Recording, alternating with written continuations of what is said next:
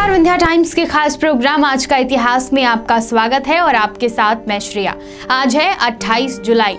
चलिए आपको बताते हैं कि आज के दिन देश और दुनिया में क्या कुछ खास हुआ था।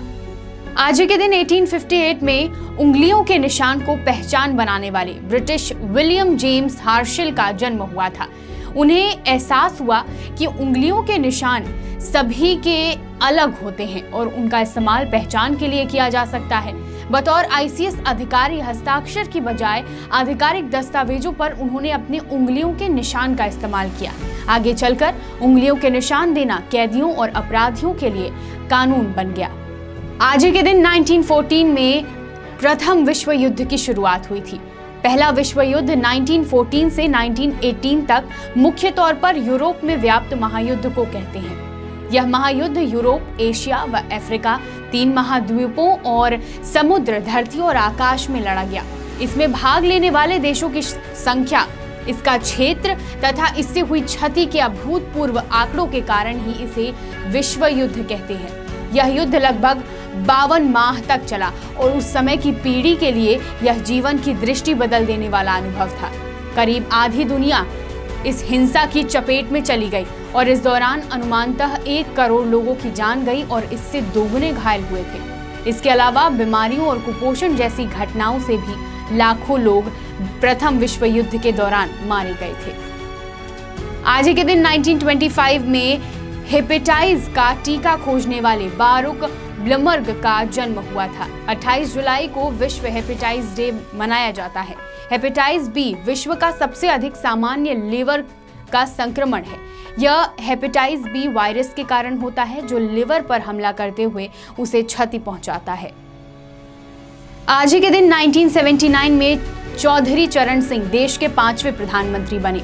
चौधरी चरण सिंह ने अपना संपूर्ण जीवन भारतीयता और ग्रामीण परिवेश की मर्यादा में जिया। 23 सितंबर 2019 को उनकी 118वीं जयंती मनाई गई। यूपी में जो जमीन जो जोते बोए वो जमीन का मालिक है का क्रियान्वयन चौधरी चरण सिंह ने किया था। और आज ही के दिन 2005 में सौरमंडल के 10वें ग्रह की खोज का दावा किया गया था। तो ये था 28 जुलाई का इतिहास। अब बढ़ते हैं आज के फैक्ट की ओर।